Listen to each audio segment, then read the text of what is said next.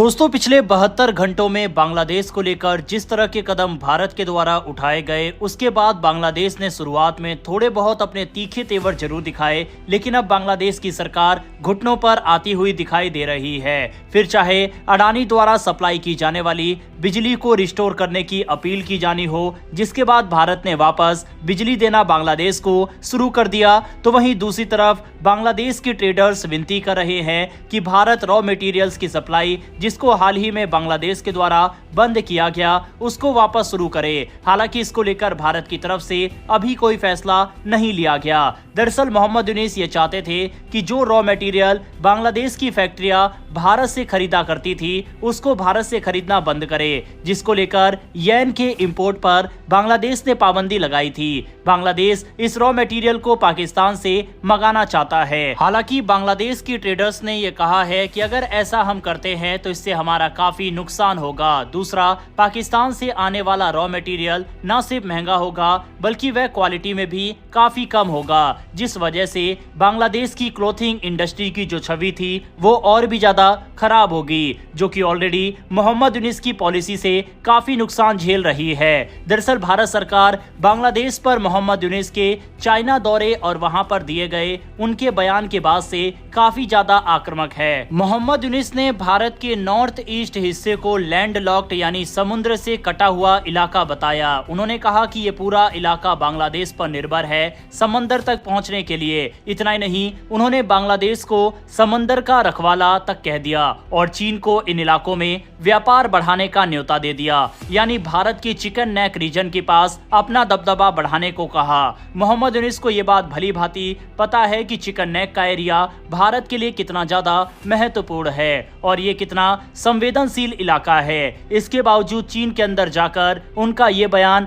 भारत को उकसाने जैसा था। चीन की नजर ऑलरेडी इस रीजन में है, ऐसे में बांग्लादेश के मुखिया की तरफ से ये बयान भारत को रास नहीं आया। इसके बाद भारत ने भी बिना समय गवाए जवाब दिया। बिम्स्टेक सम्मेलन में विदेश मंत्री एस जयशंकर ने कहा कि भारत के पास 6500 किलोमीटर लंबी समुद्री सीमा है और बंगाल की खाड़ी में भारत की सबसे बड़ी मौजूदगी है। जयशंकर ने यह भी कहा कि भारत अपने नॉर्थ ईस्ट रीजन को एक नया कनेक्टिविटी हब बना रहा है, जहां सड़कों, रेल, जलमार्ग और पाइपलाइनों का जाल बिछाया जा रहा है।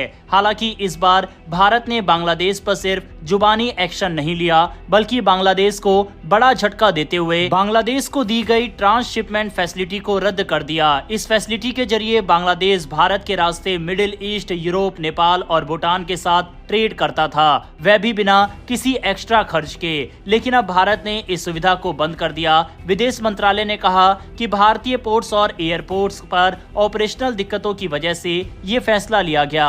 हालांकि ये बांग्लादेश के लिए सबसे बड़ा झटका था। इसका अंदाजा आप इसी बात से लगा सकते हैं कि बांग्लादेश की मीडिया के मुताबिक इसका सबसे बड़ा असर उनकी गारमेंट इंडस्ट्री पर पड़ा है। ये इंडस्ट्री लाखों लोगों को रोजगार देती है। PCASWA के सेक्रेटरी कार्तिक चक्रवर्ती ने बताया कि बांग्लादेश से यूरोप और अमेरिका को जाने वाले ब्रांडेड रेडीमेड गारमेंट दिल्ली और मुंबई एयरपोर्ट से भेजे जाते थे और भारतीय फैसिलिटी का इस्तेमाल फ्री में होता था। अब वो सब बंद कर दिया गया है। पेट्रापोल लैंड पोर्ट के आंकड़े बताते हैं कि 2023-24 और 2024-25 के बीच बांग्लादेश से भारत के जरिए एक्सपोर्ट होने वाले कार्गो में 46% की बढ़ोतरी हुई थी। यानी भारत का ये कदम सीधे सीधे बांग्लादेश की अर्थव्यवस्था को नुकसान पहुंचाने वाला है और माना जा रहा है कि ये सब बांग्लादेश की अंतरिम सरकार के बढ़ते एंटी इंडिया रवैये का जवाब में दिया गया है। और इसी कदम के बाद बांग्लादेश को दी जाने वाली अडानी ग्रुप की तरफ से बिजली, उसको भी रोक दिया गया था। हालांकि खबरों की माने तो अब इसको चालू कर दिया गया है। आप बकायदा इसका आर्टिकल देख सकते हैं। बांग्लादेश की तरफ से कहा गया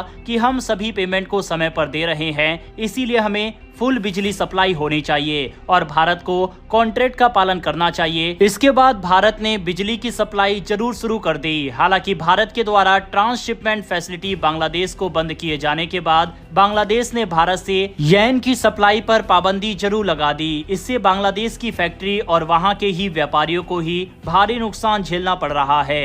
और उनके द्वारा ये रिक्वेस्ट की जा रही है कि वापस से इसकी सप्लाई को जारी किया जाए। ये सभी खबर दिखाती है कि बांग्लादेश उतावला होकर भारत के खिलाफ कदम तो उठा लेता है, लेकिन बाद में उसका खामियाजा उसे ही भुगतना पड़ता है, जिसके बाद भारत के दरवाजे पर माफी मांगते हुए और रिक्वेस्ट करने लगता है। हालात यह है कि भारत के द्वारा लिए गए सिर्फ एक एक्शन ने बांग्लादेश की सबसे बड़ी इंडस्ट्री का सत्यानाश कर दिया और वहां के लाखों लोगों का रोजगार और व्यापार खतरे में आ चुका है।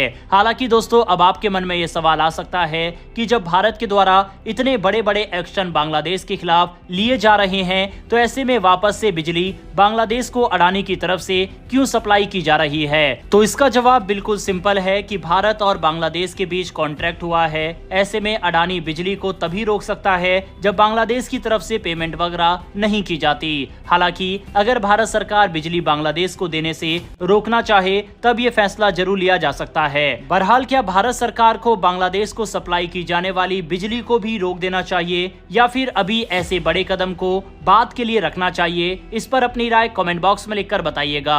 अगर आपको ये इन्फॉर्मेशन और वीडियो पसंद आई हो तो वीडियो को लाइक करके हमारी आने वाली डेली ऐसी वीडियो के लिए चैनल को सब्सक्राइब कर बेल नोटिफिकेशन अवश्य दबा लें। फिर मिलेंगे ऐसी एक नई वीडियो के साथ। धन्यवाद। जय हिंद।